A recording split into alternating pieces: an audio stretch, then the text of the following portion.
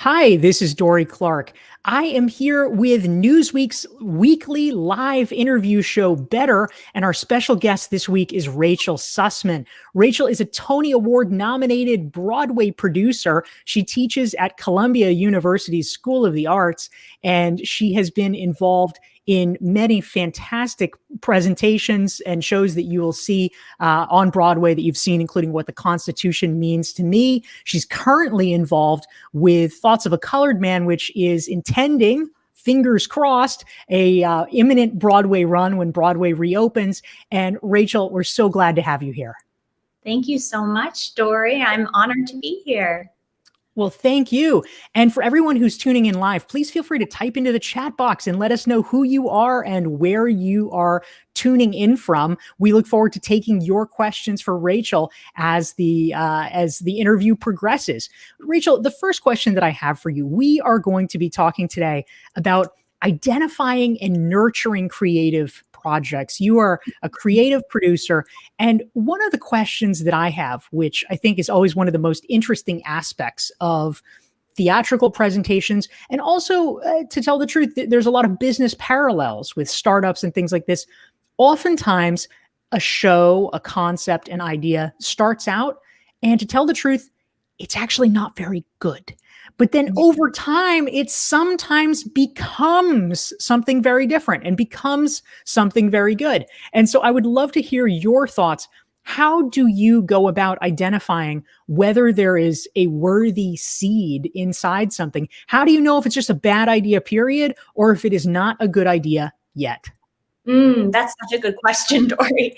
I feel like so often there are projects that are not quite ready. And yet, if you as a producer see something in it, a kernel of potential, it's worthwhile to you. And for me, I teach often and I work with educational initiative I co-founded called The Business of Broadway, where we have a class on creative development. And we actually talk about this very thing. And the thing that I feel so strongly is art is subjective. And how beautiful is that, right? Because everyone has their own taste. There's no such thing as good or bad. There is just more or less interesting to you personally. So the idea that something is not compelling to you as a producer, then you don't take it on. But if there is something in it that's calling you and you want to be able to suss it out, as it were, then you can go and get involved in that collaboration. And so the thing that I always see as foundational to being a creative producer, to being a producer, if you don't identify as one who is creative, to being an artist, to honestly being a human being in the world, is you have to articulate for yourself, what moves me? What kind of work, what kind of art do I gravitate toward? And you can recognize your own aesthetic. And whatever you love is exactly right for you, because it's all subjective, as I said, at the end of the day. And the thing that's really wonderful, if you really consider your formative, theater going experiences, for me as a person who works in this industry, what you'll find is the things that you loved and you still remember as oh, this was the show that made me want to get involved in theater. That taste doesn't change drastically. It will be refined and it will evolve, but on the whole, those are the things that sort of make up who you are as an artist and as a producer. And they inform whatever kind of work you're drawn to as you continue to grow in the industry. And so for me, I always think of it as, is there something in this that aesthetically connects with the kind of work I love? Is it in terms of the themes, in terms of the characters, in terms of the style or tone? And if there's something there that I find compelling and I can't get it out of my head, I'll go and investigate it and see, right? Because you also have to ensure that artist, if you're going to be working with a generative artist on a project, that they're willing to trust in a collaboration with you and hear you as an outside voice, because the producer is not the writer of the show, and willing to sort of think a little more expansively about what's possible for their show, and trust that the producer's idea for potential is worth exploring. Yeah, that's really interesting. Thank you very much, Rachel. And I just want to greet some of the great viewers who are tuning in. We have Brittany from Atlanta, Gaurav from India, Dee is here from Calgary, Julie's in the house from Las Vegas, Carolyn in Maryland. Oh, that's a nice rhyme. Begum from Turkey, Isabella from New Haven, Gladstone is here. We're so glad to have all of you guys and more. So please, say hi. Let us know where you're viewing from in the chat box. We're here with Rachel Sussman, Tony Award nominated producer. Now, Rachel, one of the challenges as a producer dealing with creative people, and this is certainly true in the corporate workplace as well, for people who are managers, is that oftentimes you might be in a situation where you feel like the artist in question, or the employee in question, is not necessarily going in the right direction. You feel like maybe they would be better served doing it a different way and approaching it somehow differently. But people get a little sensitive sometimes. It can be hard to have those conversations. I am curious what you have learned over time about the right way to be able to help steer a conversation when you feel like someone that you're working with is just going a little bit off course. Dorie, that's a wonderful question. I mean, and this is sort of part of where my identification as a creative producer comes into play, because a creative producer is simply one who elects to participate in the creative process. That does not mean that a producer who doesn't call themselves a creative producer isn't creative. There is so much creativity regarded and needed when it comes to marketing and other sort of strategy. But the thing that I always think of as a creative producer is it's my job to get whatever's in an artist's head clear on the page, because often it's just they have a very clear sense as an artist of the story they want to tell, but sometimes that isn't being reflected yet. And so as a creative producer, I really think it's important to be asking more questions than I am offering answers. Because if I'm offering answers, that's the version that I want to tell of the story versus the artist's. And if that were true, then I should, write it myself. And be asking these questions and, quite frankly, listening far more than anything else. My job is also to ensure that artists have benchmarks, right? When do we need to have a draft ready so that they have sort of a timeline laid out for them as to when work needs to be prepared. But for me, often just in that creative process, it's important to be thinking in this dramaturgical way, how are we clarifying the story? Who are these characters? What do we want to tell at the end of the day? And what are the elements to help us achieve that? But trying to really trust in that collaboration. And sometimes, unfortunately, those collaborations just aren't effective or successful, and there's tension. And when that happens, you as a producer and that artist need to reconcile, is this the right project for us to be working on together? Yeah, I think that's really interesting and well put. Thank you, Rachel. We are here for Newsweek's Better show, interviewing Rachel Sussman, Tony Award nominated producer. If you want to learn more about Rachel and her work, you can visit her website, rachel-sussman.com. Probably pretty confusingly for you and the rest of the world, I discovered it looks like probably less than a mile away from you, there's another well-known Rachel Sussman. So funny that you say that, because there are two famous Rachel Sussmans. One is a therapist, and sometimes I get Google alerts for her, and I'm like, oh, actually, she gives a lot of really good advice. And there's also a very famous photographer named Rachel Sussman, and she and I have over the years gotten emails meant for the other, and so we've connected and sort of had this funny moment. And she's also in the arts, so it's been very funny, which is why I typically go by Suss, my last name, because also Rachel's very common, and my social media handles are Rach Suss, just to try and delineate from the other Rachel Sussmans out there. It's true. Always a personal branding challenge sometimes. I have a few Dorie Clarks out there that I try to combat on a regular basis. There's a quilter. I try to make sure that quilter doesn't rise in the SEO ratings, keeping her down.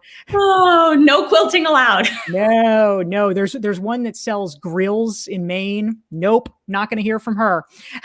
So anyway, we'd like to welcome some of the great folks who are tuning in here. We have Kristen from Dallas. We have Jen saying hi, and Marie. We have Valerie from the French Alps. That sounds nice. Maria's from Brooklyn. Vladana's also from Brooklyn. Joseph from Charlotte. Merdaka from Indonesia. Caio Cesar from Sao Paulo. We have a LinkedIn user from Pune. Oh my goodness, this is fantastic. Anna, welcome. So happy to have all of you here. And Rachel, something that I would love to ask about during the course of the pandemic, one of the things that frankly all of us have had to learn from and adapt to is being able to do things quickly. We don't have a lot of planning time. We have to think creatively and think on our feet. And so you were involved in a project that I'd love it if you could tell us a little bit more about. It was called the Saturday Night Seder. It made quite a splash. Can you explain a little bit what this was and how the heck you pulled it together as one of the, there was a team that were participating in this, but you were very involved in it. And this was a star-studded effort. Please tell us more about it and what you learned about acting fast amidst uncertainty. Oh, absolutely. So the Saturday Night Seder, I'm so glad you brought it up because it is actually still Passover right now. And I've been reconnecting with our whole crew, and we've been doing a number of events to continue to raise money for the CDC Foundation. So the Saturday Night Seder began in, it aired in April of 2020, excuse me. And I got a call from Benj Pasek, who many of you may know. He is a brilliant composer of La La Land, Dear Evan Hansen. And he called me up. He's also Jewish. And he said, listen, I'm thinking about doing a Seder because his company StoryCourse had already produced a sort of like live interactive Seder event in the before times. And he said, I'm looking to get some producers involved to help me make this happen. Are you interested? And it was the first project that had sort of come my way that was intentionally looking to be digital. And I said, I know a little bit about the digital space. I'd love to learn more, sure. And it ended up being a retelling of the Passover story, which is the Exodus story, with all these extraordinary celebrities involved. Adina Menzel sang the 4 questions, and it was Billy Eichner and Richard Kind, and then a number of sort of like famously non-Jews who played Jews, like Josh Groban and Rachel Brosnahan. And they wrote a few original songs and performed. Shoshana Bean and Cynthia Erivo performed When You Believe from The Prince of Egypt. And it's about 70 minutes. It's on YouTube. You can still watch it. And it was a benefit for the CDC Foundation because we were so early. It's hard now to think about it, but looking back, we didn't know anything at the end of March, early April about the pandemic. There was so much that was unknown, and we didn't know when it would end. All we knew is we weren't supposed to gather for Passover, which is a holiday that you traditionally spend with your family and your community. And we felt, we can create community and connect people online. And I was one of a few producers on the project because I am. Not only do I work as a creative producer sort of in the storytelling with artists in early stages, I also do a lot of producing when it comes to the logistics. So I'm used to sort of structuring a story and figuring out how to ensure everyone has the same information and being like a hub of communication. And I was able to work with the writers and the editors and the other producers. And it was truly so scrappy, and it was these days, a lot of the agreements about how to go ahead and create a virtual event have been formalized. But this was in such early days. We were just like, we'll just, email our friends and see if they're interested. And so many of them said absolutely, because they weren't celebrating Passover with their families either. And the minute that they heard it was a benefit, everyone just donated their time to make it happen. And we've raised now over $3.5 million for the CDC Foundation, which continues, and we've put out an incredible amount of new content for Passover this year. The Seders were this past weekend, but we're still trying to elevate the Seder and the CDC Foundation. And if you go to SaturdayNightSeder.com, there's all this new content, recipes. I think you can see Fran Drescher's recipe for something, and she does the hand washing in the Seder. So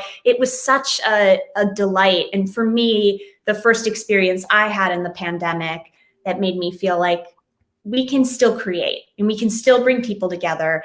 And a number of those collaborators I started to work with and met on the Seder, I've continued to work with over the course of the pandemic, even though I haven't ever met them in person. So it's really, it ended up being a really beautiful sort of, let's put on a show together. We're just going to make it happen. And I'm so grateful that I had that opportunity to work on the Seder, and that it can live on and become a tradition, I hope, for years to come. That's terrific. Thank you very much, Rachel.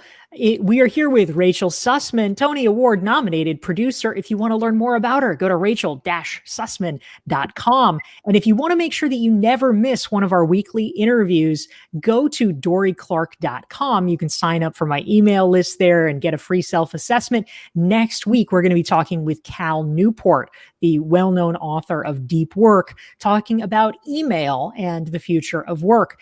And please feel free to ask your questions for Rachel in the comments. We'd love to take your questions and hear what is on your mind. And in fact, one has already come in from Marie. And Marie wants to know, Rachel, something that's on everybody's mind. What do you think is next for Broadway as the industry looks to reopen? Marie, this is such a good question. As I'm sure you've seen, there's been a lot of unknown for the Broadway industry and the Broadway League, which is the trade association that represents theater producers, theater owners, and general managers. They've been in this position of leadership and have been working this past year to figure out how can we safely reopen, how can we gather. As you may have read, because of the way that economics function for Broadway, it's very difficult for Broadway to reopen at less than 100% capacity potential, because otherwise there's just not a lot of revenue potential for a show. So Broadway is not opening until that's possible. Right now, the target for that is fall of 2021, which is only about 6 months away at this point.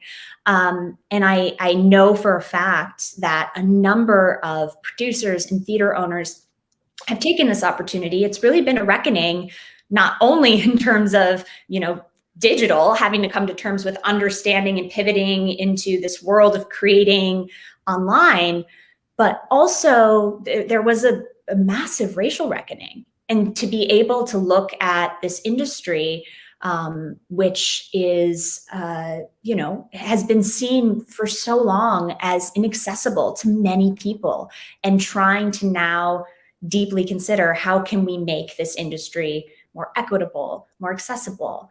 And a number of organizations like the Broadway Advocacy Coalition and the Industry Standard Group are working with big producers and with theater owners in conversation to really challenge the traditional structures of this industry, and to figure out ways in which we can create an industry that is really going to serve everyone.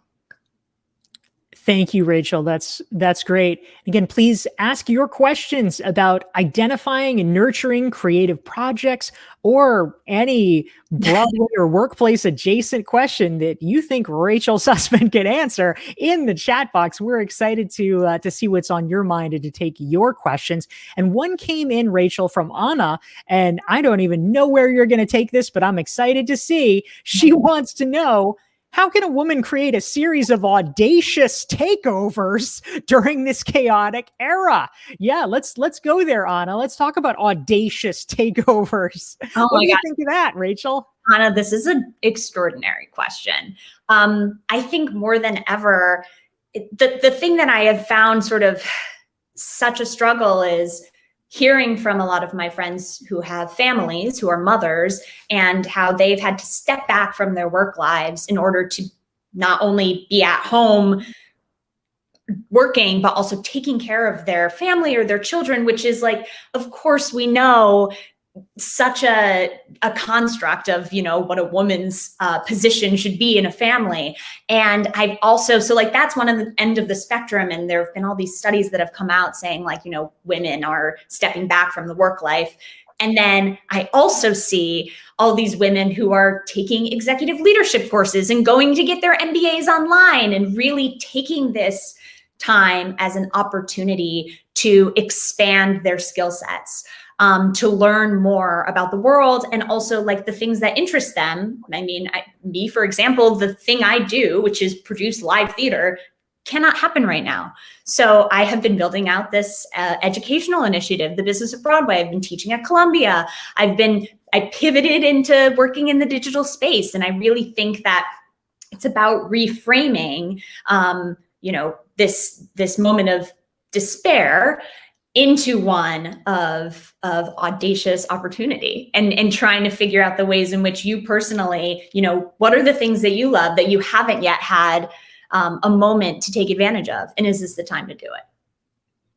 Really interesting. Thank you, Rachel. And thank you, Anna, for the question. Another great one came in, Rachel, from Annette. She wants to know, Rachel, have you had any personal creative reckonings that you'd be willing to share? You seem so well informed through these challenges of the pandemic. Of course, you know, we all know everyone has had their stressors.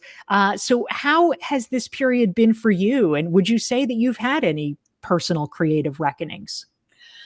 I would. You know, I have a project, which I've been a new musical, which I've been developing for now about 7 years. It was a project that I conceived of when I was in middle school. It's about the American women's suffrage movement.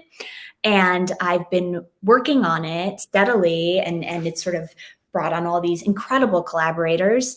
And the show was set to premiere in the fall of 2020. And it had been it had been so momentous for us when we got the news. We had worked so hard, and it felt like all of our efforts were paying off, and we had this production, and we couldn't wait to finally share this work with the world.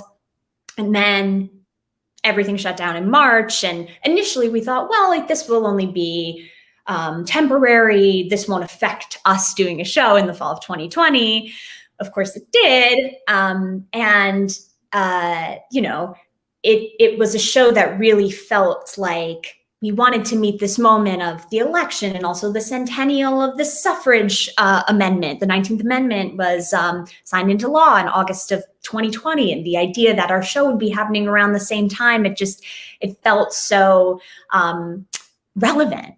And that didn't. It was such a good theory. It was such a good theory. And in hindsight, you know, thinking about, you know, maybe that happened in some alternate reality, but in this reality, the election, I feel like, took up so much of everyone's time and energy, and including my own, that I feel like would the show have been overshadowed? And of course it couldn't have happened, and we don't know what the election would have looked like in that alternate timeline. But that show just, you know, we had to stop our timeline. That process that I was saying earlier, you know, you work with your creative team and you put together a timeline, and everyone's working toward it with all these artistic benchmarks, and all of that stopped. And as a producer, you know, you're the leader, the creative leader of the ship. And folks look to you and they go, okay, well, what are we going to do? How are we going to pivot? And I didn't have any answers. And that was a reckoning. And to this day, I mean, we have much more clarity. The show is going to happen. It's just, there's still so much unknown about exactly when.